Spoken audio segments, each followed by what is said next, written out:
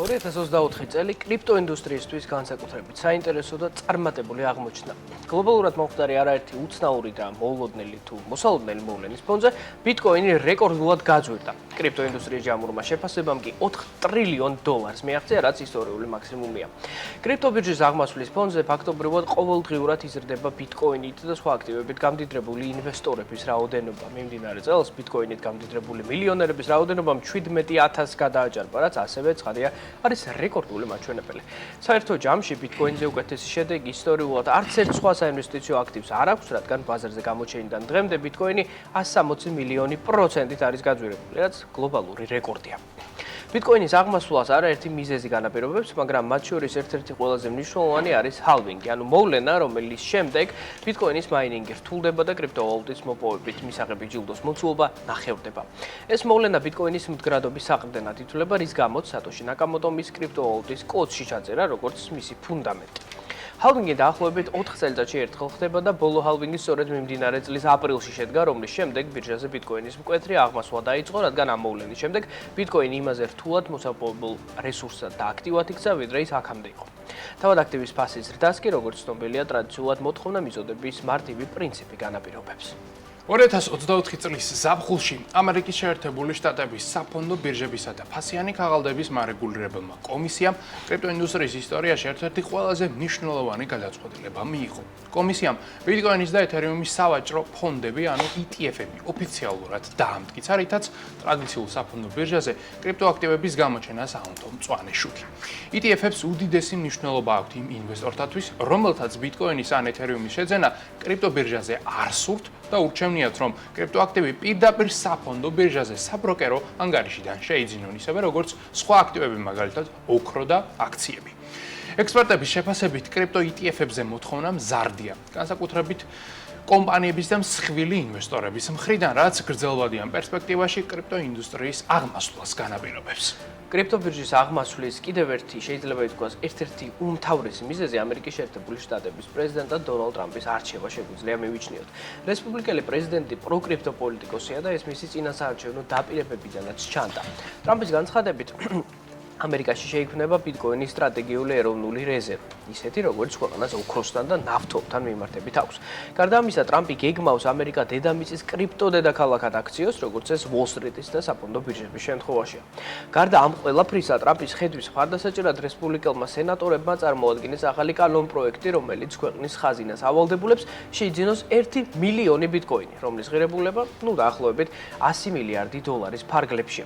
ეს ამბიციური გეგმა მიზნად ისახავს ამერიკის ფინანსური სისტემის გაძლიერებას და ეროვნული ვალის შემცირებას, რადგან ბიტკოინთან მიმართებით ამერიკული დოლარი უფასურდება. კრიპტოვალუტის ფლობით კი ფედერალური ხაზინა ამ რისკის დაზღვევას შეძლებს.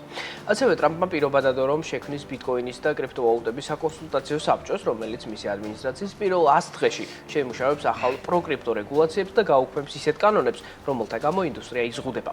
ამასთან ეროვნული საინვესტიციო საბჭოს ფინანსურ საკითხებში პრეზიდენტის მრჩევლის და საფონდო ბირჟების მარეგულირებელი კომისიის ხელმძღვანელის თანამდებობებზე ტრამპი პროკრიპტო ადამიანების დანიშვნას განიხილავს. საერთო ჯამში შეიძლება ითქვას, რომ კრიპტოინდუსტრიის მიმართულებით დონალდ ტრამპი ამერიკის ისტორიაში ყველაზე აქტიური პრეზიდენტი იქნება, რაც ბიტკოინისა და სხვა აქტივების ღირებულებაზე სავარაუდოდ პოზიტიურად აისახება. პოზიტიურ მოვლენებთან ერთად 2024 წელს არაერთი არასახარბიელო სიახლეც გავიგეთ, რაც ძირითადად კრიპტოინდუსტრიაში წარმოდგენილ კომპანიებთან იყო დაკავშირებული. ამ კომპანიებს შორის უმსხვილესი, რა თქმა უნდა, კრიპტობირჟა Binance-ია, რომელსაც ამერიკის ფედერალურმა სასამართლომ $4 მილიარდ 300 მილიონი მოცულობის ჯარიმის გადახდა დააკისრა. კომპანიის დამფუძნებელ ჩანგმენ ჟაოს კი Binance-ის აღმასრულებელი დირექტორის თანამდებობის დატოვება მოუწია და შემდეგ 4 თვით თავისუფლების აღკვეთაც მიესაჯა. 2024 წელი იმდენად უცნაური იყო, რომ თითქმის 60 მილიარდიანი ქონების პატრონს 4 თვის ციხეში გატარება მოუწია. ანუ შეიძლება ითქვას, რომ 2024 წელს ჩანგმენ ჟაო კაცობრიობის ისტორიაში ყველაზე მდიდარი პატიმარი გახდა. სასამართლოს განმარტებით ჟაოს ბრალად ედებოდა საერთაშორისო სანქციების დარღვევა, ფულის გათეთრება და გადასახადებისაგან თავის არიდება. უნდა აღინიშნოს, რომ ჟაომ ბრალი აღიარა, სასჯელიც პირნათლად მოიხადა და დიდი მოცულობის ფულადი ჯარიმაც გადაიხადა.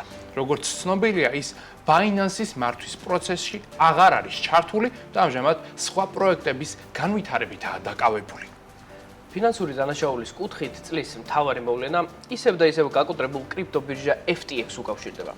ამერიკის შეერთებული შტატების ფედერალური სასამართლოს გადაწყვეტილებით კრიპტოინდუსტრიის ისტორიაში ერთ-ერთი ყველაზე მასშტაბური თაღლითური სქემის ორგანიზატორს და გაკოტრებული FTX-ის დამფუძნებელს სემ ბენკმენ-ფრიდს 25 წლიანი სასჯელი მიასაჯა. გარდა ამისა, მის კომპანიას 11 მილიარდი დოლარის მოცულობის ჯარიმის გადახდა დაეკისრა. FTX-ის დამფუძნებელს ბრალად ედება თითქმის ყველაფერი, რაც ფინანსურ დანაშაულს უკავშირდება. მათ შორის ფულის გათეთრებით დაწყებული, თაღლითობით და ინვესტორების აქტივების მიტაცებით დამთავრებული. ბენკმენ-ფრიდთან ერთად FTX-ის მენეჯერს და ჰეჯ-ფონდ ალამედას ხელმძღვანელი კაროლინ ედისონი სასამართლომ 4 წლით გაუშვა ციხეში. თაღლითებისთვის სასჯელის მისჯასთან ერთად ამერიკის სასამართლომ საბოლოოდ დამტკიცა FTX-თან დაკავშირებით რესტრუქტურიზაციის სტრატეგია, რომლის თანახმად კომპანიის კრედიტორები დაკარგულ აქტივებს 109%-იანი ნამატით დაიბრუნებენ, ანუ ძირ თანხასთან ერთად მათ მოგებაც დაერიცხებათ. საერთო ჯამში კომპანია მომხმარებლებს და ინვესტორებს 17 მილიარდი დოლარის აქტივებს დაუბრუნებს, რომლის შემდეგ ის საქმიანობის აღდგენის და ოპერირების გაგრძელების უფლებას მიიღებს. გავრცელებული ინფორმაციით, კრიპტობირჟას ახალი ხელმძღვანელობა გაუწყვება და მისი მფლობელობის სტრუქტურაც შეიცვლება. კომპანიის აქციონერებს შორის იქნებიან თავად კრიპტობირჟის დაზარალებული მომხმარებლები და ისინი კომპენსაციას სწორედ დივიდენდების სახით მიიღებენ. გაკოტრებამდე ცოტა ხნით ადრე FTX-ის საბაზრო კაპიტალიზაცია 40 მილიარდ დოლარს აღწევდა და ის კრიპტოინდუსტრიაში ერთ-ერთ ყველაზე სწრაფად მზარდ და ინოვაციურ კომპანიად ითვლებოდა. 2022 წელს FTX გაკოტრების გამოცხადება მოუწია. FTX-ის გაკოტრებით კრიპტოინდუსტრიას დაახლოებით 200 მილიარდი დოლარის ზარალი მიადგა. 2024 წელს კრიპტოაქტივების ინდუსტრიაში ერთ-ერთი ყველაზე მასშტაბური თაღლითური სქემის ორგანიზატორი და პროექტ Terra Luna's დამფუძნებელი დოქტორი ამერიკის შეერთებული შტატების სასამართლომ დამნაშავედ და თაღლითად ოფიციალურად ცნო.